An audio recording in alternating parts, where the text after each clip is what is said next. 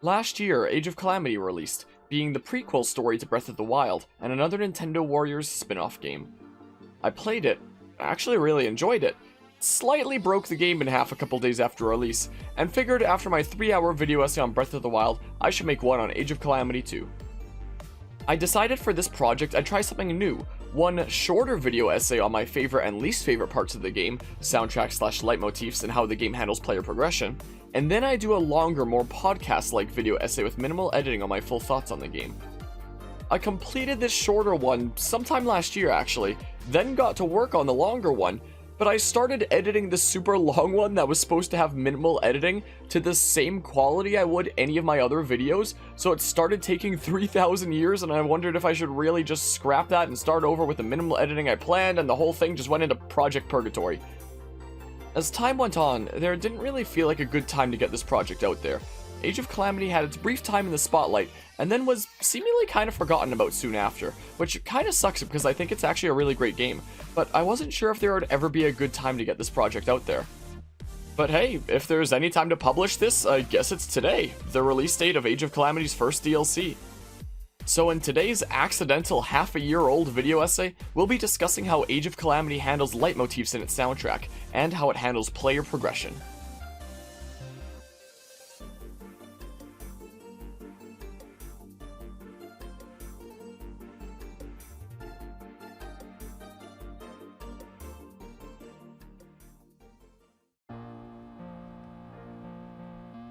First of all, what exactly is a leitmotif anyway? According to Wikipedia, a leitmotif is a short, constantly recurring musical phrase associated with a particular person, place, or idea. To be more specific, it's a tune associated with something like a character, location, or even just the adventure itself, which is played in different ways and styles to signify a change in the state of what it represents. For example, take Pokemon Super Mystery Dungeon's Partner's theme, which, as the name implies, represents your partner. Partner's theme is very hopeful, innocent, heartwarming, even saddening in some parts. This exact same tune is used in a completely different context in instances like the final boss theme, where this same leitmotif is played in an epic final battle type style. It's like the music itself is saying, this is what your adventure has led up to, you and your partner's final stand is now. Leitmotifs can also represent connections between things, such as how Rito Village in Breath of the Wild uses the leitmotif of Dragon Roost Island from Wind Waker, as if the music is saying, though things are very different now compared to Wind Waker, it's still the Rito. For how Breath of the Wild uses leitmotifs, it's mostly through the champion themes and a main theme. For the champions, they've each got a theme that represents them, of which a variant theme is then used for each of their corresponding companions 100 years later. Except for the Daruki Nobo pair, because Breath of the Wild is a perfect game without any issues whatsoever. It's the music telling you that things have changed, it's now 100 years later, and these companions are the closest modern thing to the champions there is. The other main leitmotif is typically what's considered to be the main theme of Breath of the Wild, even though it doesn't actually have that strong a presence in the game surprisingly. Most people think of the main theme as the trailer theme, as that's where it's the strongest. It exists in the trailer, very faintly in some of the memory cutscenes, and then finally in the final boss while somebody has a piano seizure in the background.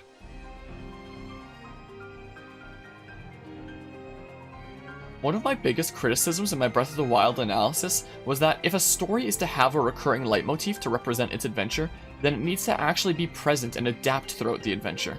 Otherwise, if you only have it appear in the trailer, barely noticeable in some short cutscenes, and then suddenly kick into high gear in the final boss theme, then it no longer carries the meaning it would have had it actually been used as a theme to represent your adventure.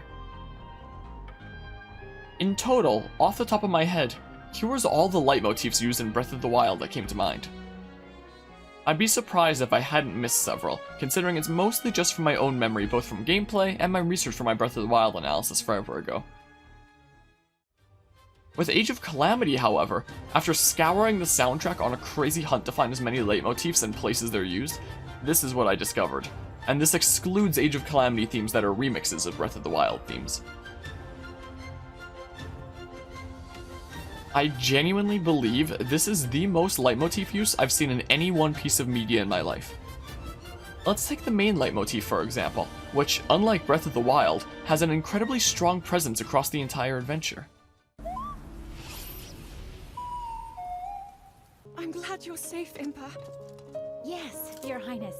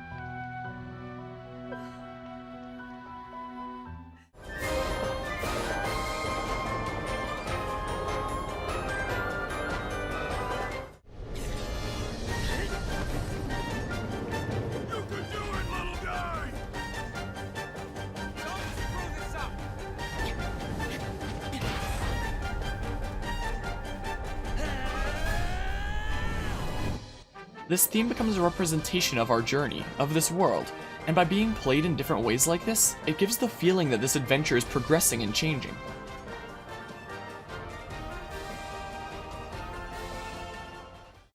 Or take, for example, one of my favorite themes in this entire game, the Knight Who Seals the Darkness. It begins with the series Master Sword leitmotif, leads into the main Legend of Zelda leitmotif played in a way akin to what we're used to in the series.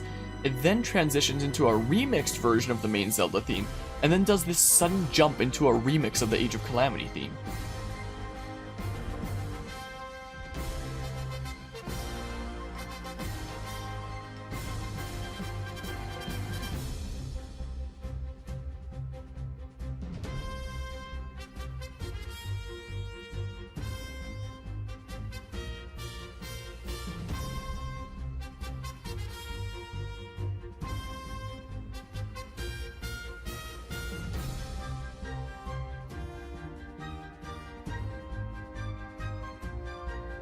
During this adventure, the main Legend of Zelda theme is what's used as the leitmotif to represent Link. So by combining it with the Age of Calamity theme, it's like the music is telling you, this adventure you've been on, this is one of Link's culminating moments within it. Another strong example is the champion leitmotifs playing in the battle theme about rushing to rescue them, as if the music is saying, your adventure has built up to this, their last stand unless you can save them.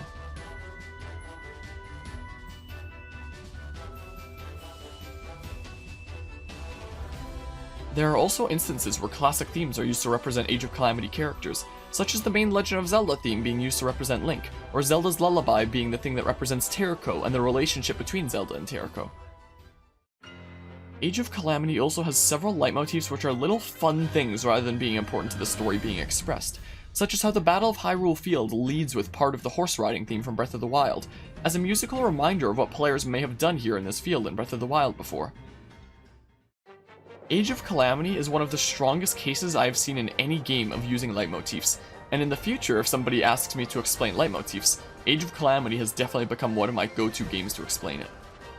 The way that its music is able to symbolize the characters, the world, and how the adventure changes is absolutely breathtaking.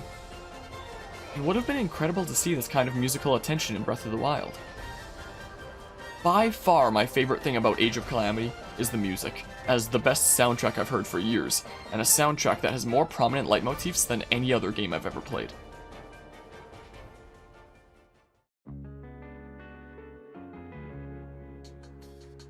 There are a lot of things I absolutely love about Age of Calamity. Music and leitmotifs just happen to be the biggest thing. However, the game does still have several problems, such as cutscene audio leveling, a healing system that fails to work as intended due to a couple reasons, consumables that can only be restocked during a battle, a forging system that does not give anywhere near enough information and options, but by far the biggest issue I have is the way Age of Calamity handles progression. You see, to engage a player and convince them that it's worthwhile to continue playing a game, you need to meet two key requirements, assuming you've already met the requirement of your game being fun enough, which Age of Calamity absolutely is. There needs to be content available that is worth the player's time to obtain, and progression towards what the player wants needs to be quantifiable. Worthwhile content is the simpler one, and means having more things obtainable in your game, more things to do, content that's worth spending time in, essentially the reason why a player should care about continuing to play your game. What do they get out of it? Quantifiable progress, however, means making it clear to the player exactly how they are making progress towards your worthwhile content. For example, let's say the worthwhile content a player wants to achieve is a shiny Pokemon, with odds of 1 in 4096 or 3 in 4096 with a shiny charm, and a couple other methods that can increase it. If you have a player shiny hunting, then you convince your player that it's worthwhile to do, and they continue spending time in your game. With shiny hunting, however, every time you attempt to get one over and over, it doesn't increase your odds. Every attempt, you're faced with the exact same probability of getting your shiny Pokemon. Somebody shiny hunting for 10 minutes will have the same odds as somebody who's been working at it for months. You can keep a tally of how many attempts you've done, but this never actually brings you any closer to your goal. Pokemon shiny hunting is an example of content that some players do find worthwhile, but progress is not quantifiable, and as such, there's not as much of an interest in that kind of content as there could be. That is an extreme case where there is technically no progress throughout the entire process of continuing to play, but most of the time, a game will suffer from progress not being quantifiable when it's unclear exactly how their continued playtime contributes towards their goal, so it still feels like the player isn't getting any closer to the worthwhile content that they want to pursue. This is what Age of Calamity suffers from. First off, the main story. Does it have worthwhile content and quantifiable progress? Absolutely it does. The worthwhile content is continuing to experience more of the story, incredible soundtrack, and absolutely splendid cutscenes, and it's clear and quantifiable how to continue earning it because you can just advance from story mission to story mission. The Terrico post-game quest, is it worthwhile content with quantifiable progress? I'd argue yes. The reward for players to work towards is the true ending of the game, a satisfying conclusion, and a new additional fun character to play as. Progress towards this is quantifiable because you can see exactly how many Terrico parts you have, how many you need, and you can track specifically what missions and quests you need to clear to obtain them and continue making progress. The progression issue with me lies with everything else. After you've completed the main story and Terrico epilogue, what should engage the player to continue playing? Well, first, let's look at the original Hyrule Warriors. After you've completed the main story, what else is there for you to do? Well, you can replay story missions on Hero Mode for extra challenge. You can go through the story to collect gold Skulltulas to collect illustration pieces which unlock bonus maps. But the big thing that it has going for it is adventure maps. With the first standard adventure map literally being the map and tiles of the original Zelda game, with 128 tiles and each tile being its own mission. You must clear a tile to unlock the tiles adjacent to it, with the exception of tiles blocked by walls, which means you can advance through these maps in your own path and way you like.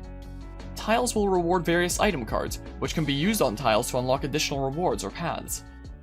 Rewards that are scattered all across the maps include new characters, stronger weapons, heart containers and pieces of heart, alternate costumes, gold Skulltulas to complete illustrations, fairy accessory items in the later releases along with fairy food, and the aforementioned item cards. So, does Hyrule Warriors create worthwhile content in its post-game? Hell yeah, it does. The adventure maps are absolutely littered with goodies of all kinds across almost every tile in the map, where you can obtain collectibles, power up your team, customize your allies to fit your preferred look with myriad alternate costumes unlockable, and so much more. Second of all, is its progress quantifiable? Absolutely it is.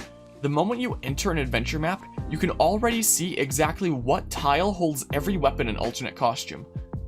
As well, after unlocking the first tile in any section of the map, you can now see every available reward in every tile in the section. If the player wants something in specific, they can find it on the map and say, hey, I'd like that, and then start making progress towards it as they clear tiles in the direction of where they want to go. Every tile beaten is clear progress towards the worthwhile content the player wants to obtain, as you can literally visualize your progress on the map as you get closer and closer and light up more and more tiles on the map.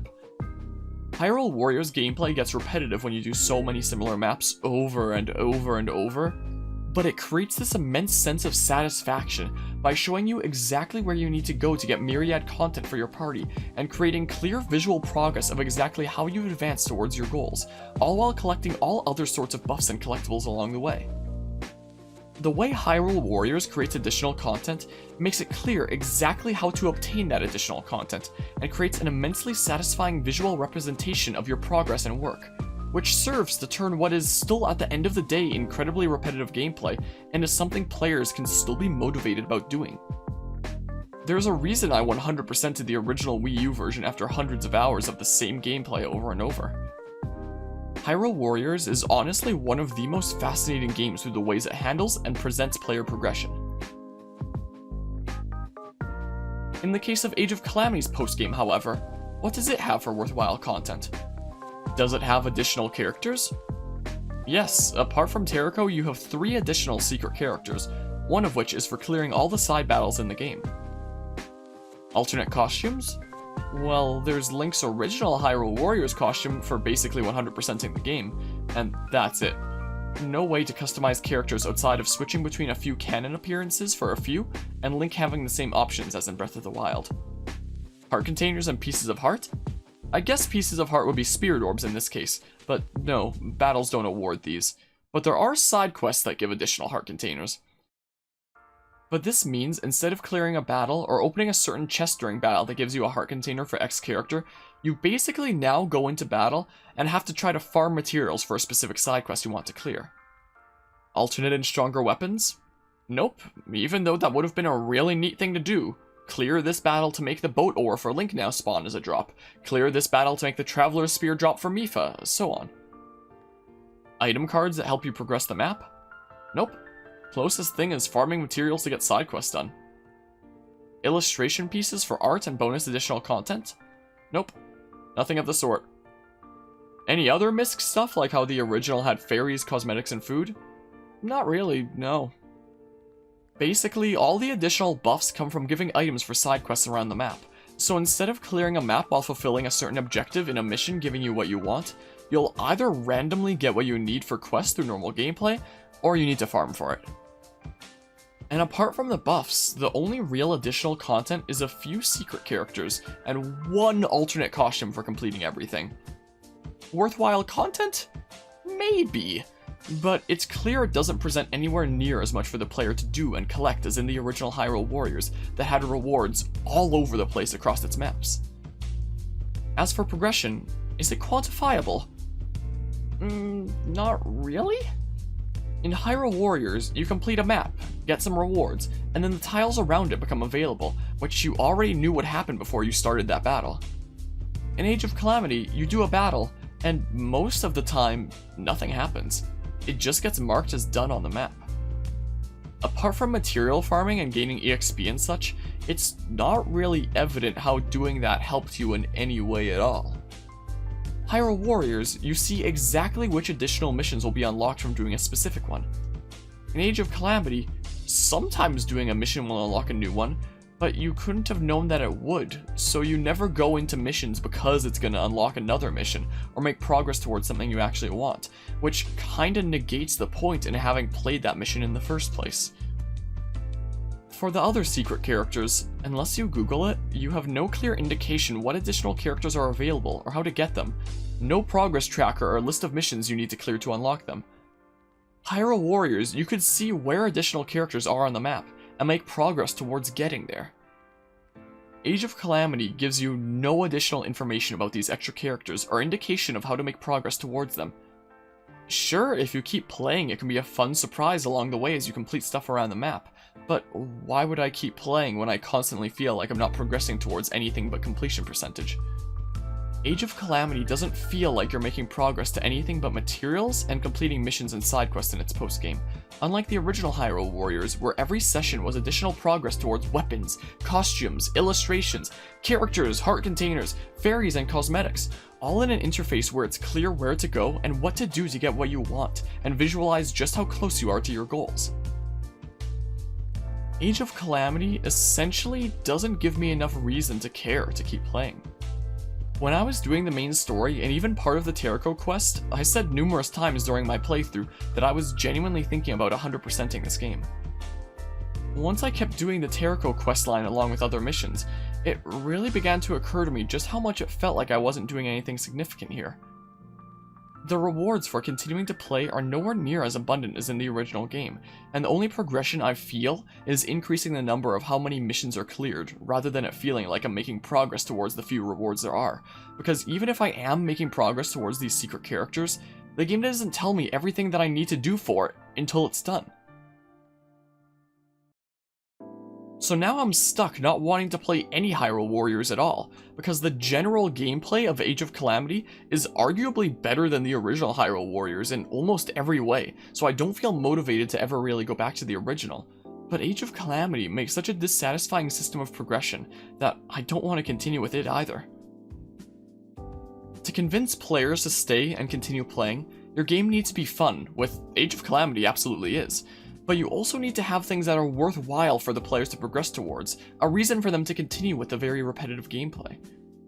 And make sure that you're giving the player feedback on exactly how they're making progress towards these things that they want, instead of leaving them in the dark. At the end of the day, Age of Calamity is an absolutely fantastic game, and personally my game of the year for 2020 if I'm not allowed to count remakes. There are so many more things I love about Age of Calamity, and several things I really dislike about the game, honestly. But the things I love the most and hate the most about Age of Calamity are easily the soundtrack and use of leitmotifs, and the ways in which the game handles non-story progression. Oh, I gotta be careful of those things exploding. Love that boats can kind of schmoove on land in this game? I mean, kinda.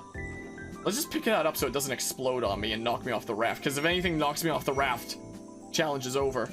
I guess I should say the